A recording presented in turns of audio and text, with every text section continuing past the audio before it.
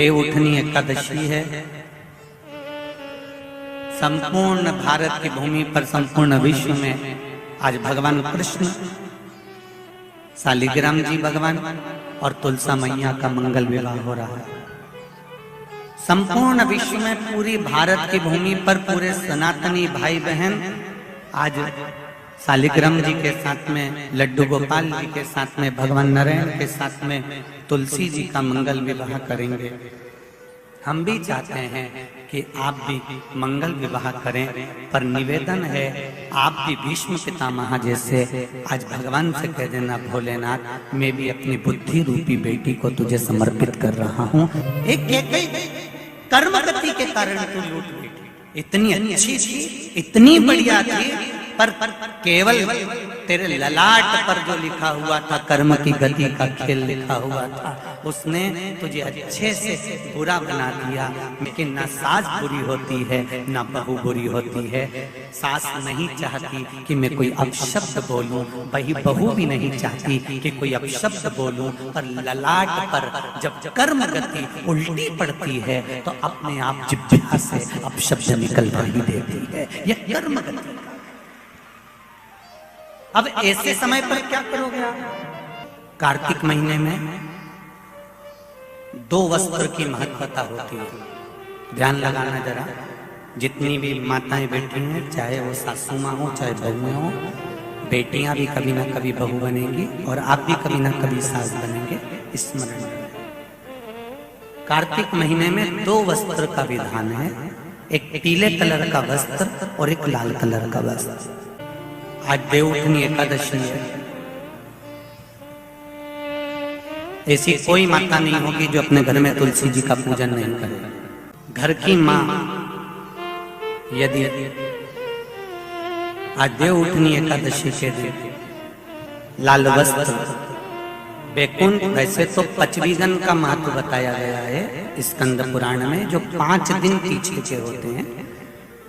आंवला मुनि से जो क्रम पचवीगन का चालू होता है पूर्णिमा तक, बैकुंठ चतुर्दशी के क्रम तक, उसका जो महत्व, इन 5 दिनों की महत्वता वैसे स्कंद पुराण में कही गई है, पर आप समझें उसको।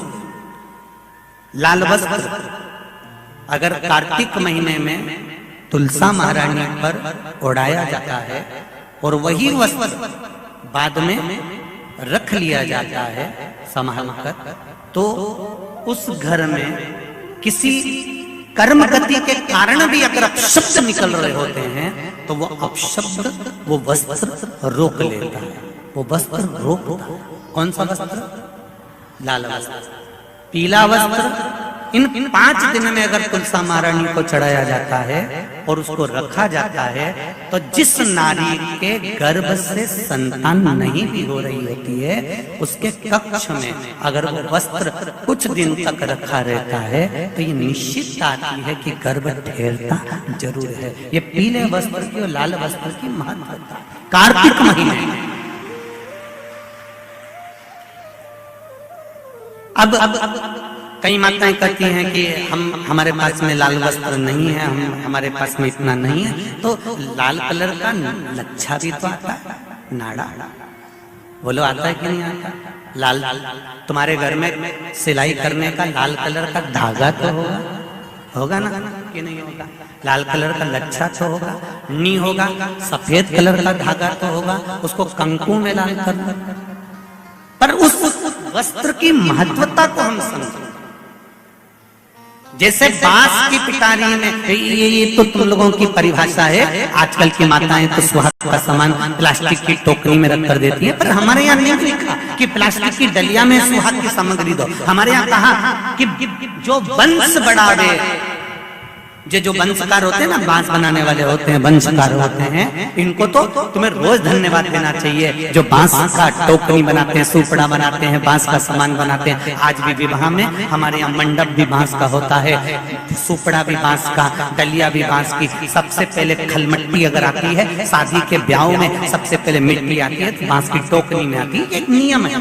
क्यों? क्योंकि जिसकी शादी में मट्टी, इधर लाते क्यों जाते मट्टी? जिसकी शादी में मट्टी बांस की डलिया में आती है, उसको संतान के लिए डॉक्टर को दिखाने की जरूरत नहीं पड़ती, उसको समझ में आता। जिसकी शादी की शुरुआत प्लास्टिक की डलिया से होती है, फिर उसको टेस्ट भी करवाना ही पड़ता है। ये कुछ हमारे शास्त्रों के नियम है। अब आप उसको समझो ना समझो, चाहे उसके ऊपर हंसो, चाहे कुछ भी कहो, आप चाहो तो थोड़े दिन बाद कह देना बताओ शिवर वाला महाराज तो पगले जैसी बात करता है, तो उसमें कोई दिक्कत वाली बात नहीं है। पगले का अवार्ड हमको ही मिलने वाला है, उसमें कोई दिक्कत वाली बात नहीं। पर उसको समझो कि हमारे सनातन धर्म में ये वंशकार, बांस का सामान बनाने वाले, बांस की डलिया बनाने वाले, बांस का सुपड़ा बनाने वाले, सबसे पहले ये वंशकार हुए, फिर खवास नाई ये हुए, फिर चर्मकार हुए, जूता चप्पल बनाने वाले, फिर अन्य जितने जितने हमारे यहाँ, इनको लोग कहते हैं कि इनको हमारे यहाँ से हटा दिया, ऊंची जाति वालों ने इनको पीछे हटा दिया। कोई इनको पीछे हटाने वाला नहीं है, केवल तुम्हारी बुद्धि से लोग तुमको भ्रष्ट कर रहे हैं कि हमको नीचा दिखा रहे हैं, हमको ऊंचा दिखा रहे हैं। किसी जात में, किसी समाज में ये नहीं कहा गया कि इनको नीचा दिखाना। प्रत्येक समाज में, चाहे ब्राह्मण के घर की शादी हो, चाहे क्षत्रिय के घर की शादी हो, चाहे वैश्य के घर की शादी हो, सबसे पहले वंशकार की डलिया आती है, वंशकार आता है। सबसे पहले हमारे यहाँ अगर पादुका बनाई जाती है तो सबसे पहले चर्मकार आता है, सबसे पहले हमारे यहाँ खवास आता है। पहले इनको लाकर बिठाया जाता है। पहले संबंध भी सेठ खुद नहीं जाता था करने के लिए, खवास जाता था, वंशकार जाता था, ये जाते थे, संबंध पक्का कर कर आते थे और शादी हो जाती थी। ना लड़का देखता ना लड़की देखती। ये सब बाद में चालू हुआ। अब दुनिया के लोगों ने अपनी राजनीति को अखाड़ा बनाने के लिए कह दिया कि ये समाज नीची हो गई, ये समाज ऊंची हो गई, इसको पिछड़ा में कर दिया, इसको उसमें कर दिया। कोई नहीं कर रहा किसी को। भगवान की ये पोथी रखी है शिव महापुराण की, जिस पे रखी है, इसके 4 पाए, 1 2 3 और ये 4, ब्राह्मण क्षत्रिय वैश्य शूद्र, ये 4 पाए पर मेरी शिव महापुराण की पोथी रखी हुई है। कोई साधारण